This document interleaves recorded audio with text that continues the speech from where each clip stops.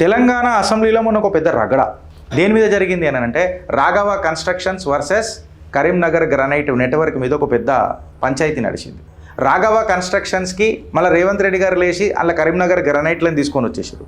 ఒక రాజకీయ యుద్ధ వాతావరణమే మొదలైంది. అక్కడ ఇల్లీగల్ మైనింగు, గ్రానైట్ల యొక్క డ్యూసు, క్రషర్ వైలేషన్లు, శాండ్ మాఫియా యాక్టివిటీ. బీఆర్ఎస్ నాయకులు రాఘవ కన్స్ట్రక్షన్స్ ప్రైవేట్ లిమిటెడ్ మీద కొంచెం మాట్లాడారు. దేని మీద? Illegal granite quarrying, stone crushing మీద మాట్లాడారు. రాఘవ కన్స్ట్రక్షన్స్కి కీ అప్రూవల్స్ లేవు అనేది ప్రతిపక్షాల గంభీరమైన ఆరోపణ. నేను చెప్తున్న ముఖ్యమంత్రిలాగా అధికారులు ఆల్రెడీ 1.52 crore సెనరేజ్ ఛార్జెస్ వేసిండ్రు. అంటే ఒక క్విడ్ ప్రోకో నడిచింది అసెంబ్లీలో. ప్రతిపక్ష నాయకులు ఒకటి లేవనెత్తంగానే మీ చిట్టా మా దగ్గర లేదా, మనం బరంగా లాగా ఉండాలి కానీ మనం గిట్లా చేస్తామా అని చెప్పి మాట్లాడారు. అంటే ఇప్పుడు ఎవడు పెద్ద స్కామర్, సిన్నర్, తప్పెవడెవడు పెద్దగా చేసిండు? మళ్ళీ రాఘవ కన్స్ట్రక్షన్ ఎక్కువ పెద్దగా చేసిందా లేకపోతే కరీంనగర్ గ్రానైట్లు చేసినాయా అననే వాదన అయిపోయిందా?